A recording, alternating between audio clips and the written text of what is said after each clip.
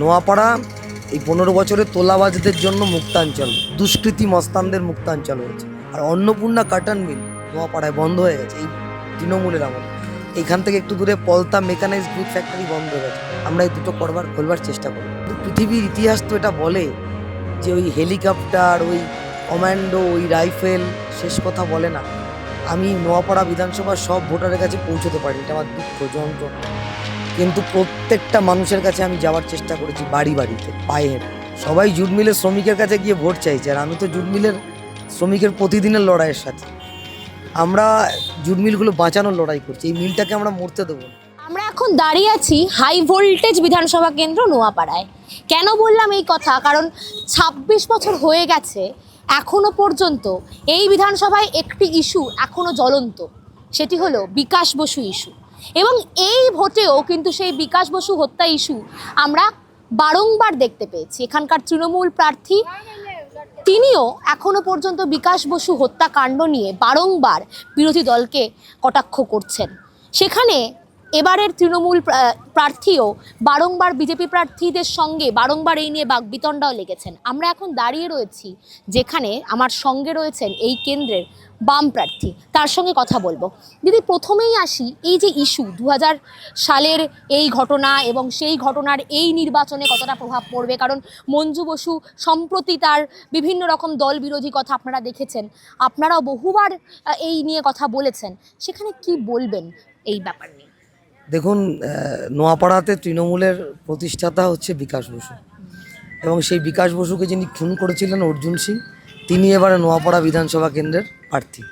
এখনও পর্যন্ত শাস্তি ঘোষণা না হয়েছে ঠিকই, কারণ উনি পয়সা দিয়ে, বিচার বিভাগকে পয়সা দিয়ে আইনকে প্রভাবিত করার চেষ্টা করেন। মামলা কিন্তু চলছে, এবং এই বিকাশ বসুর হত্যাকাণ্ডে উনি 91 দিন জেল খেটেছিলেন।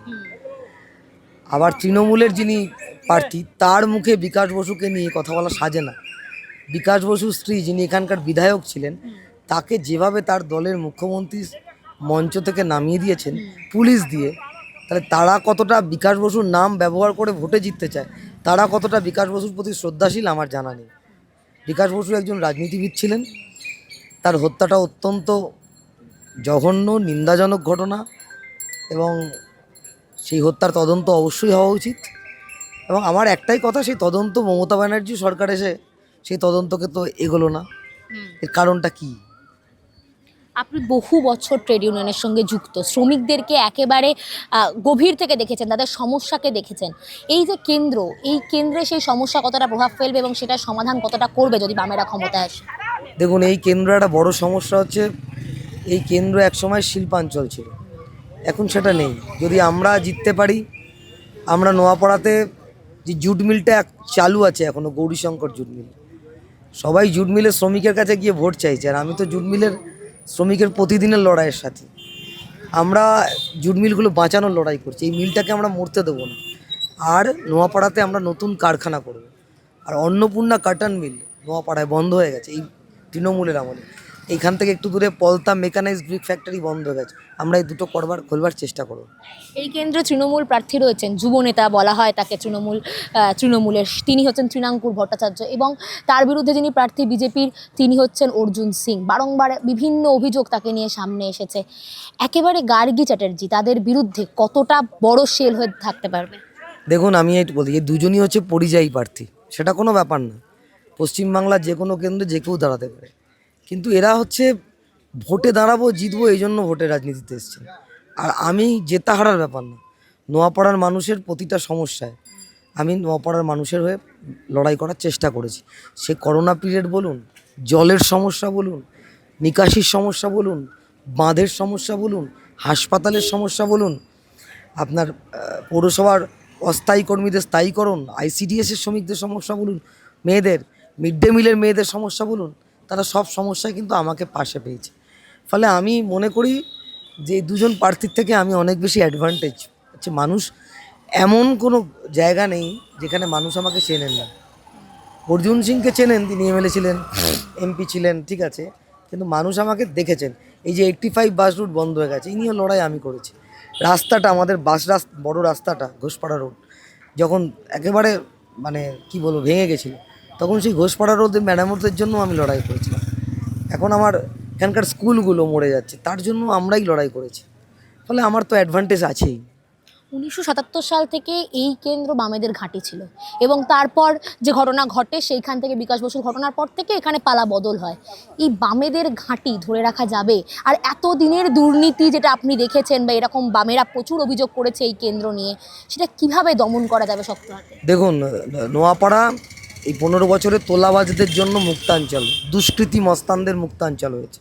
আবার এখানে এখন যিনি প্রার্থী হয়েছেন বিজেপির, তিনি হচ্ছেন এই ব্যারাকপুর শিল্পাঞ্চলের সমস্ত, মানে কি বলবো, এই সমস্ত তোলাবাজি, সমস্ত বিশৃঙ্খলা মস্তানির মূল মাথা।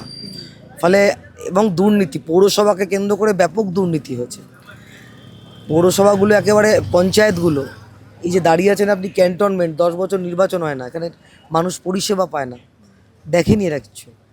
ফলে আমাদের লড়াই থাকবে দুষ্কৃতি মুক্ত, তোলাবাজ মুক্ত নোয়াপাড়া করা, এবং এটা আমাদের কাছে চ্যালেঞ্জ। মানুষ যদি আমাদের ভোট দেন, আমি কথা দিতে পারি যে আমি তোলাবাজি এখানে করতে দেবো না এবং এই মস্তান রাজ খতম করবো। বাড়ি বাড়ি যাচ্ছেন, সারা কেমন? দেখুন, আমি একটা কথা বলি, নোয়াপাড়া একটা কথা খুব চলছে বাজারে, সে নোয়াপাড়ার আকাশে হেলিকপ্টারের ওড়া বন্ধ হচ্ছে না। রোজ হয় মুখ্যমন্ত্রী, না হলে স্বরাষ্ট্রমন্ত্রী, না হলে পারে অভিনেতা, না হলে পারে ভাইপো বন্দ্যোপাধ্যায়, তারপরে এখানকার বিজেপি প্রার্থী যে ঘুরছে তার সঙ্গে সব কমান্ডো রাইফেল। কিন্তু পৃথিবীর ইতিহাস তো এটা বলে যে ওই হেলিকপ্টার, ওই কমান্ডো, ওই রাইফেল শেষ কথা বলে না। আমি নোয়াপাড়া বিধানসভার সব ভোটারের কাছে পৌঁছতে পারিনি, এটা আমার দুঃখ, যন্ত্রণা। কিন্তু প্রত্যেকটা মানুষের কাছে আমি যাওয়ার চেষ্টা করেছি, বাড়ি বাড়িতে পায়ে হেঁটে। আমি বিশ্বাস করি যে ইতিহাস এই পায়ে হাঁটা মানুষরা, পায়ে হাঁটা মানুষের মিছিল ইতিহাস তৈরি করে।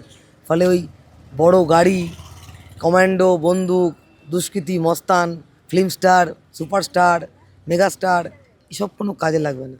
মানুষের কাছে পৌঁছেছি, মানুষ আমাদের জয়ী করবেন।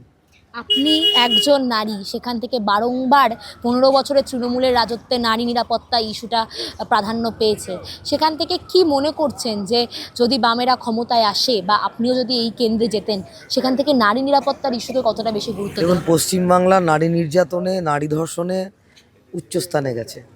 আমরা সব সময় চেষ্টা করি, এবং বিজেপি শাসিত রাজ্যগুলোতে মেয়েদের উপর ভয়ঙ্কর অত্যাচার হচ্ছে। যদি এখানে হাঁসকালি হয়ে থাকে তো ওখানে হাতরস হয়েছে।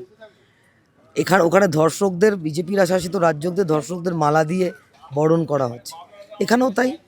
ফলে আমাদের তো চ্যালেঞ্জ মেয়েদের নিরাপত্তার দেওয়া, নারী সুরক্ষা, নারীদের সম্মান। এবং আমি একজন মহিলা হিসাবে বিধানসভার অভ্যন্তরে যদি যেতে পারি, ইনি তো লড়াই করব, এবং প্রতিটা ক্ষেত্রেই মেয়েদের নিরাপত্তার জন্য আমার লড়াই হবে আমার অন্যতম চ্যালেঞ্জ।